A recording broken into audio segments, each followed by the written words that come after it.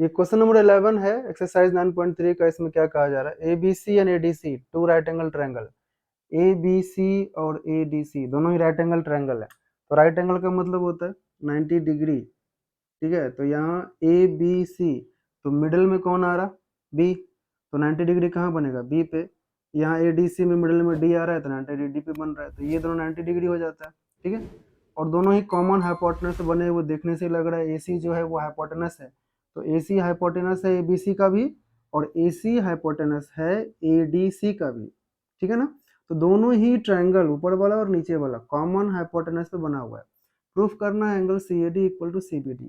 CAD ये angle और CBD, अब देखिए यहाँ से CBD हमको मिलाना पड़ेगा, ये एंगल, ठीक है, ये एंगल, ये दोनों एंगल को आपस में इक्वल प्रूफ करना है।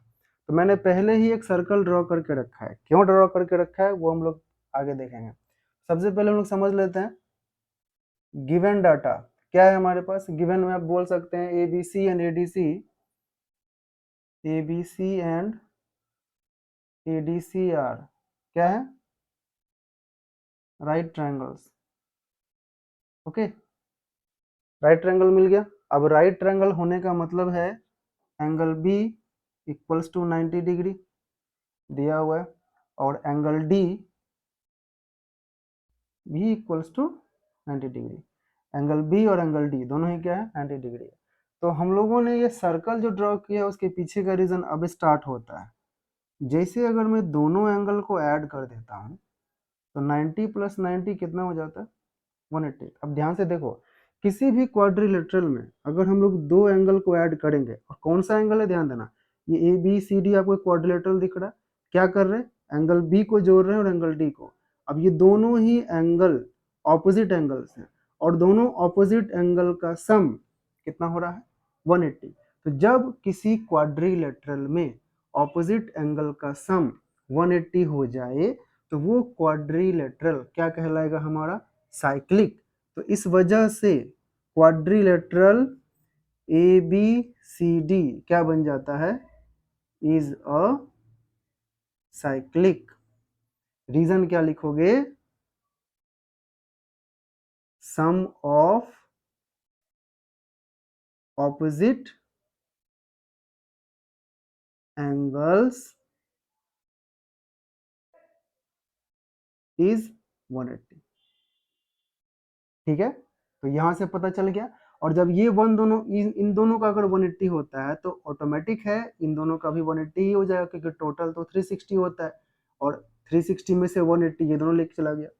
अब हमारे पास क्या बचा कि जैसे ही हमने बोला कि ABCD साइक्लिक हो गया, तो अब हम एक सर्कल ड्रॉ करेंगे, ठीक है ना। एक सर्कल जो मैंने पहले ही ड्रॉ करके रखा है, और ये सर्कल इस क्वाड्रिलेटरल के चारों पॉइंट से होके गुजरेगा, ठीक है। तो क्वाड्रिलेटरल अगर साइक्लिक है इसका मतलब ये होता है कि क्वाड्रिलेटरल का चारों पॉइंट उस सर्कल के सरकमफ्रेंस पर जाके बैठ जाता है। तो ये चारों पॉइंट्स कहाँ पर हैं, सर्कल पर है। तो ध्यान में रखना है कि चारों पॉइंट सर्कल पर हैं, ठीक है।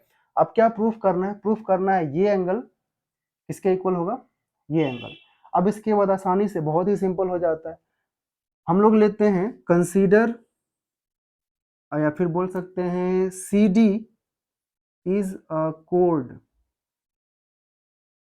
अब जैसे ही ये सर्कल हुआ तो CD क्या बन जाएगा, एक कोड बन जाएगा।